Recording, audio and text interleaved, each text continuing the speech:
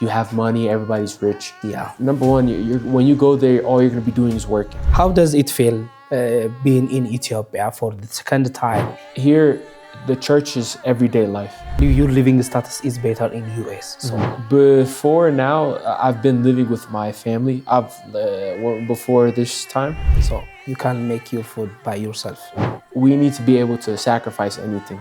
When you focus on Advent, you have to focus on that only. You can't really do anything else. So what is your initiation? Being able to go whenever you want, go wherever you want, having the freedom in America. So you can do anything by yourself. Maybe they might not think it's the right choice, but this is a good choice, you know. Why do you choose the singing parts? He started teaching us there. I learned a little bit of Akawan from him. People think you're rich, but is that comfortable for doing your thesis or your project in Ethiopia? This isn't just something that I've seen in my life, but I've seen our church fathers do this as well. So for me, doing this, it was easy. America's been getting better. We've been trying to, the youth has been trying to push for more adaratis, but still, obviously, because of the ባህሪ ያለ ውሃ ከዛ አለመጠጣት እንደማለት ነው።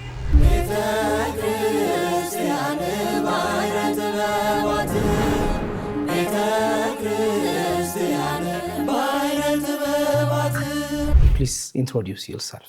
My name is Dawit Mason. Again, thank you for having me on for the second time. And I hope we get to chat a little bit more this time. Okay, thank you, Deva. I think my English is not perfect, but I think we can understand each other. Yeah, okay. How does it feel being in Ethiopia for the second time, and you live in United States, and now you are in Ethiopia. So how it feels? When I left the last time, you might not believe me, but when I was on my way back and I seen America for the first time on the flight, I was sad. I was just sad because here the church is everyday life. You wake up, you hear the church bells ring, you hear the Qadasi on the speaker. The monthly ማህሌቶች, the ክብረ ይኖራል. You have the ክብረ and all of that things. And then you come to America and then it's just Saturday or even just Sunday services. So when I got back, I was very sad. So coming back now, I've definitely been much happier. And yeah, it's been just such an experience. I love it here. Oh, what new things you experienced in Ethiopia? Before now, I've been living with my family. Before this time, and every other time I've come before then, I've been living with my aunts and uncles that live here. But now this is my first time being on my own. So living on my own, taking the taxi on my own, making food on my own. So it's kind of an adjustment. So you can make your food by yourself? Yeah, with some help for now, yeah. What types of food you bake? I mean, for now it's just shiro. So now just shiro.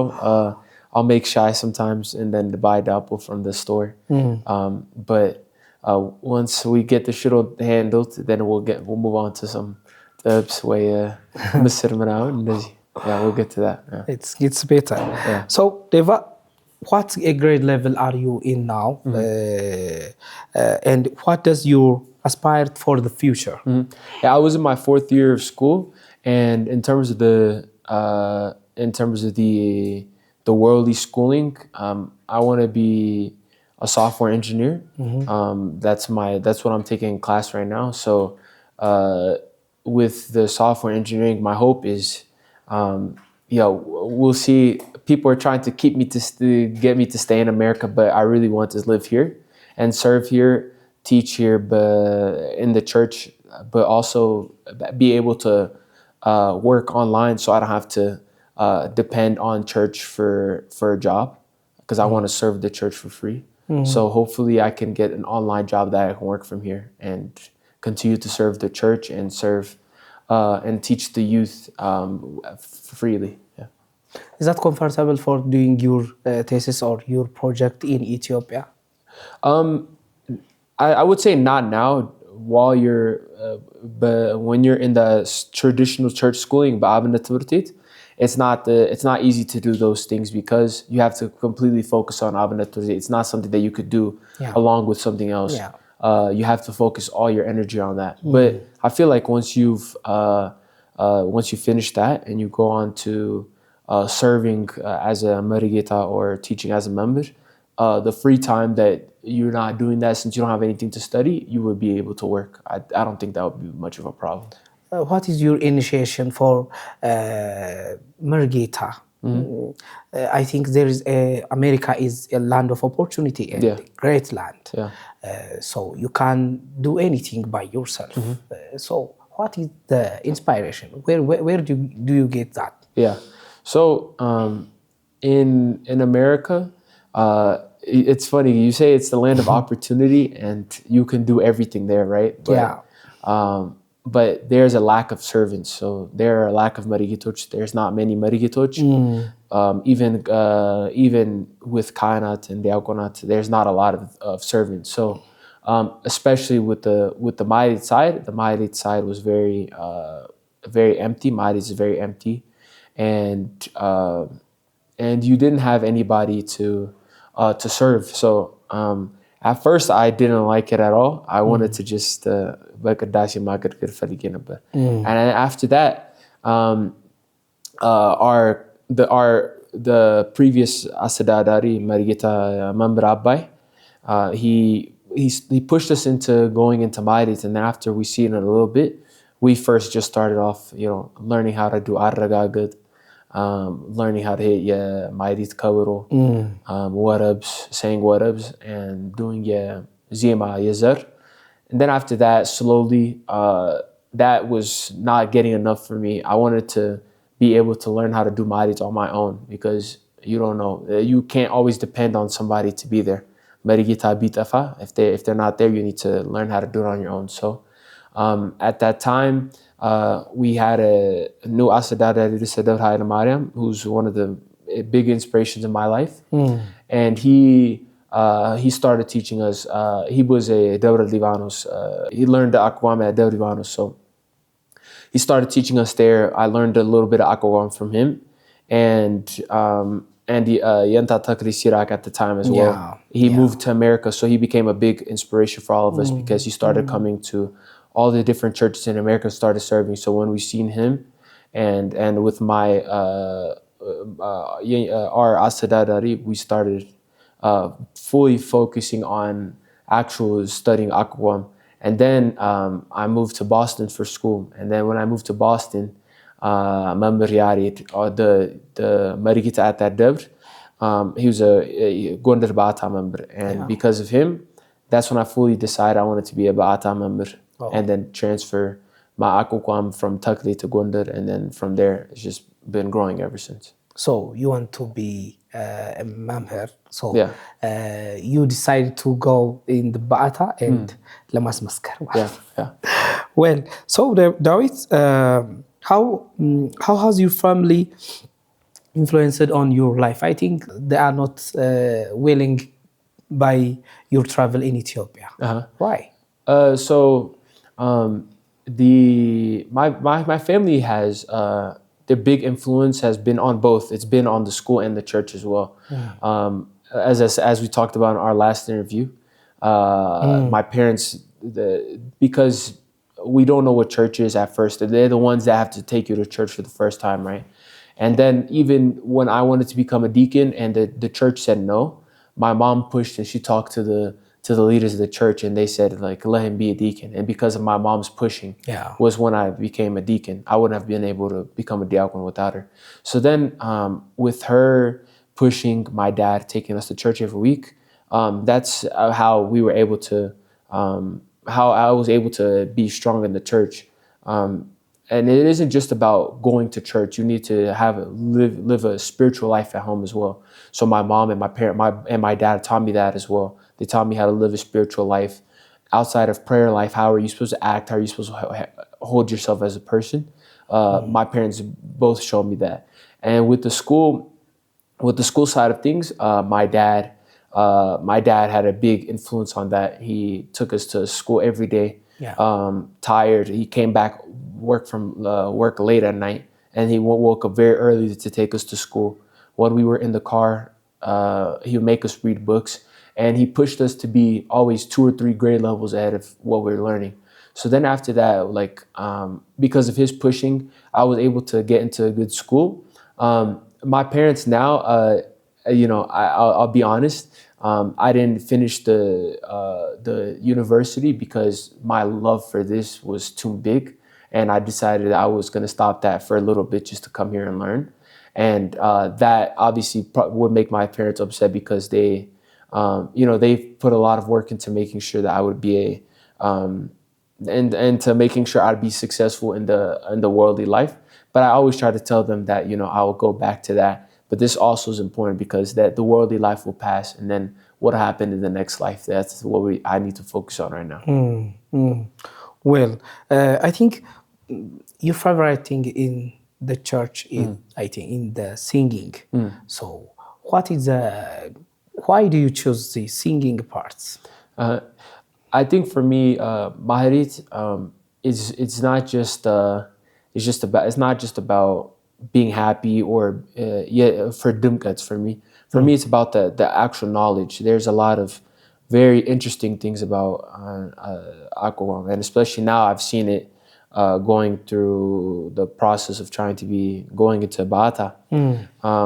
You see things like Fatara, you see things like Fatara. When you see things like that, it makes it, Akawam isn't just a singing, it has a system to it. And I'm a very systematic person. I think a lot of people that are into like a math and science, it's a very calculated thing. And for me, that's what I liked, knowing that there's a system, that if you were to give me some Dugwazar, I could give you perfect Akawam for it. Knowing that I would be able to do that, for me, it's just like an equation. You give me a variable and I give you the output. So for me, this is just like what I've always grown up with, math and science. So for me, it isn't just about the dumkat. It's about or about the singing. It's about the systematic thing.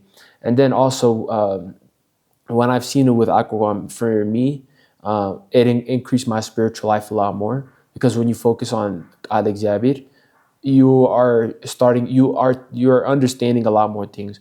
On Qudus Yarid, Saint Yarid, his teachings about the Bible, his teachings about our faith, you only can get that through Zema. You can't get that anywhere else. And being able to read or being able to sing what I'm singing and then being able to understand what it means, it's a huge impact on my spiritual knowledge. And then with my spiritual life living within the Gubae, you have your daily prayers, you read your Dawit. And within the American life, when you're caught up with school, when you're caught up with a lot of other things, you don't get to really focus on that. So coming back here. So what is the difference between the US church and the Ethiopia that you see in our country? For me, at least for now, there's a huge difference. But for most of the part, Qadasi Timurt stays the same, as long as you have, well-knowledge priests and deacons and preachers. You'll get the same here as there. But then you get into the Mairit, and the Mairit isn't the same, because over there, if it's the holiday specific to the church, just as Lidet or Yetinsai, where Yedawr Ba'aliwana, then you only have one Marikita at most sometimes. But then other times, when it's Kurbali, you can have other Marikituch come. You might have 2 or 3 at the most.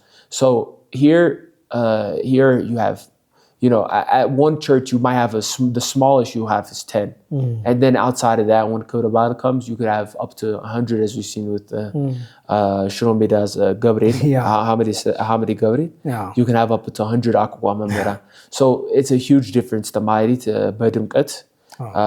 Here it's much better. But Ad-Dararis, America's been getting better. We've been trying to, the youth has been trying to push for more Ad-Dararis, but still, obviously, because of the people limitation, you only, it's still better here. And then the time as well, because there's not a lot of people, a lot of the the aገልጋዮች, they can't stand a 12-hour ማኅሌት on their own. They can only do 5 or 6 hours. So the time is not the same either. And then outside of that, we see a lot of things that personally I find agreeable, like the girls standing in Kani Marit. I feel like that's a big thing that's done in the Western world that I don't see at all here. And there's some things that they say that because it's a Western world, we have to change. And I'm of the opinion that we haven't done it here. Our church here has been living for 1,600 years or so. So why are we trying to change it now? We should just keep that going. Yeah, we can change it.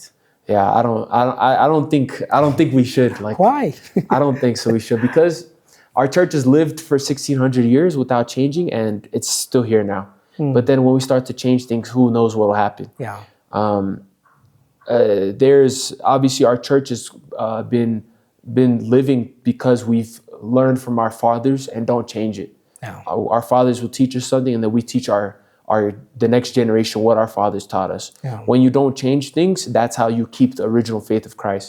But when you have things that we just start to change on our own, then problems will start to arise that I don't really agree with, and that might not be good for a church. So you noticed these things in Ethiopia and the US church. So among the ministry or the events or some kinds of programs you have ever attended here in Ethiopia, so which one is touched your feeling or your heart, which is the most one?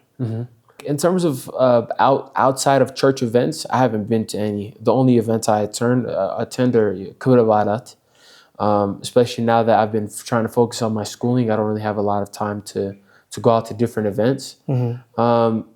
So ጥበባት has been what I've been going to. I guess one event, like one ጥበባት or one moment that's really made me happy since I got here was there was a ማኅሌት የበዓለ ጊዜ during ዘመነ ጽጌ, and because it was on a Saturday, we got to do የሰሎሞን ምቅናይ, and getting to see that here was for me, it was very happy. I was very happy about it. It touched me, and I think, and then also seeing ጽጌ here was very interesting, because over there ጽጌ is 3-4 people, and then you have you have a couple of አጃቢዎች, but after that you don't have the የህዝብ ብዛት, you don't have the ድምቀት here.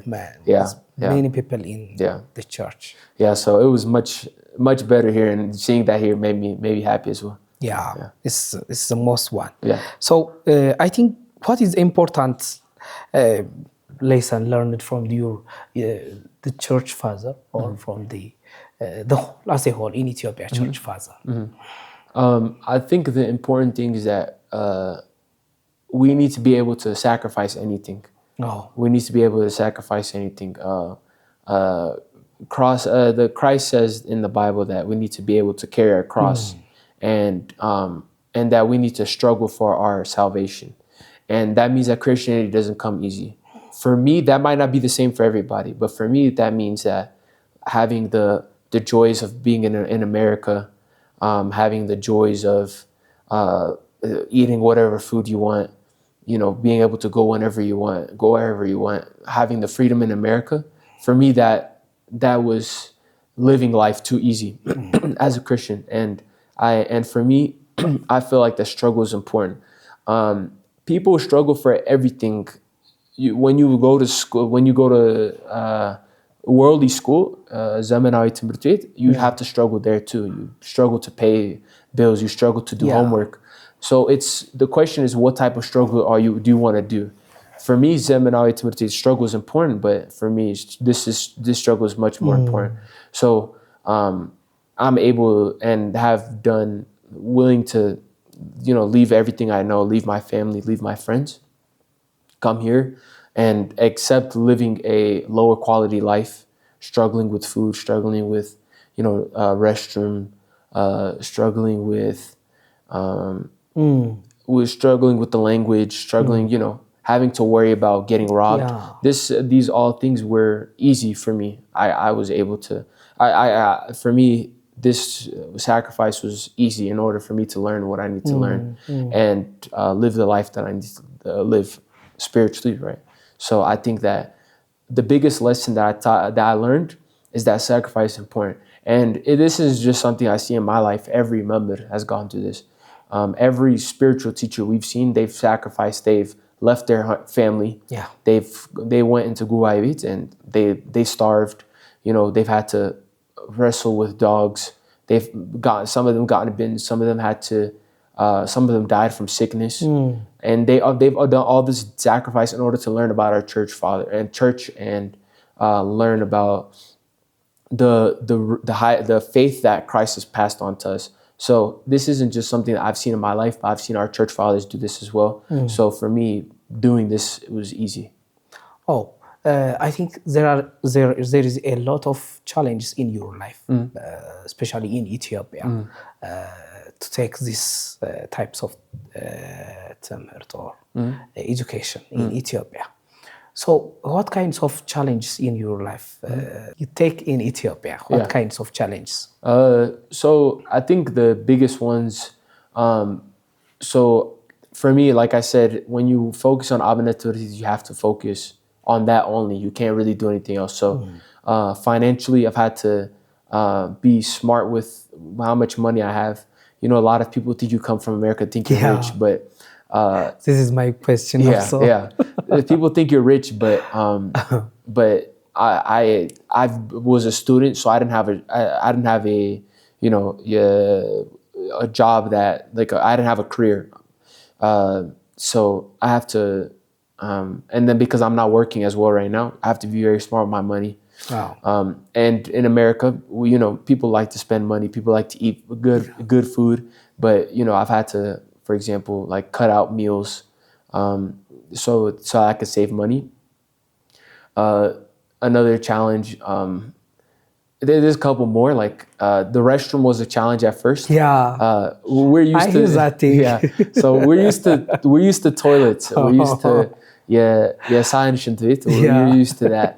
So and because that's how we grew up. Yeah. We don't know anything else. So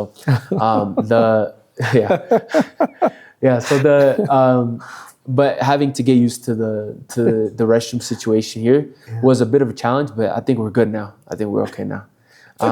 And then we have I had another one in mind. I can't remember. Okay, for me, sleeping as well. When you because we're not used to the bugs. Yeah. We have like a skin. My skin is always itchy because there's like, you know, the weather change, things like that. But these are for me small challenges in comparison to if you were to ask me, would you do this or not learn anything at all? For me, I would choose this any day of the week. This is the easiest choice that I've made. So Deva, how does your family help by your decision now, by your education? So how does? So my parents were kind of slow to accept it, but they realized that I wasn't going to change my mind, and from the bottom of their heart they knew that this is the right choice. Maybe they might not think it's the right choice, but this is a good choice. You know, people in America, we see a lot of Abishas. They not only do some of them don't go to school, but they'll get into drugs or get into like really bad situations. So I think for them it was like Tamaskan, he didn't get into that at least. And as long as he didn't, you know, even though he didn't finish the school, I think for them knowing that I'm sitting under church fathers and learning the spiritual education, I think for them is comforting. So they are starting to understand the situation. They help financially whenever they can. I don't ask them for money, but they are willing to help financially when I need it. But for now, I've been trying to be independent on that.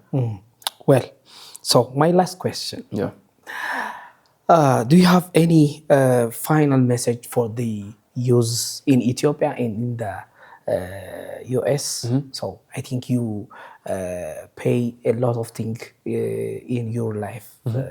አንተ የምትኖረውን ኑሮ ብዙ ኢትዮጵያውያን ሊኖሩት የሚፈልጉት ነውና ይሄንን በእንግሊዝኛ ልልሃለሁ። So I think your living status is better in US. So I think some Ethiopian uses take you like as a foolish. Yeah, they would want to live my life. Yeah, they want you to live your life. Yeah. So what is your final message for them? I would get I have a couple points for them. I would say don't be foolish. Yeah. They think that they go to America and they hear, it's like paradise over there. You have money, everybody's rich. Yeah. Number one, when you go there, all you're going to be doing is working. And because all you're doing is working, you don't have time to go to church. Church is it's an afterthought here.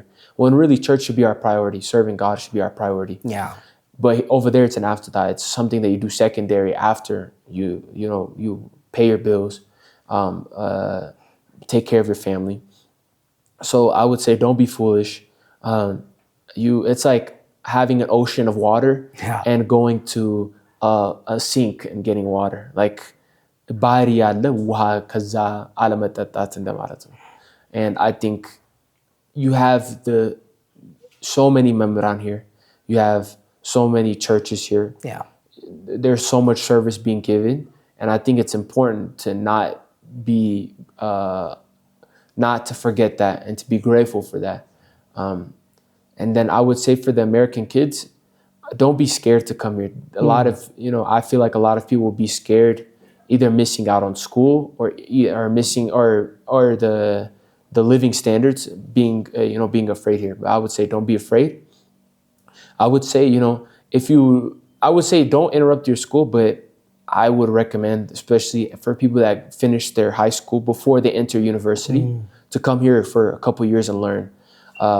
And that would be at least just a start.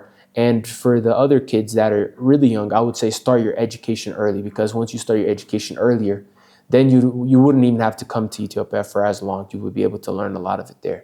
So for both, I would say these are my messages for both American and Ethiopian youth.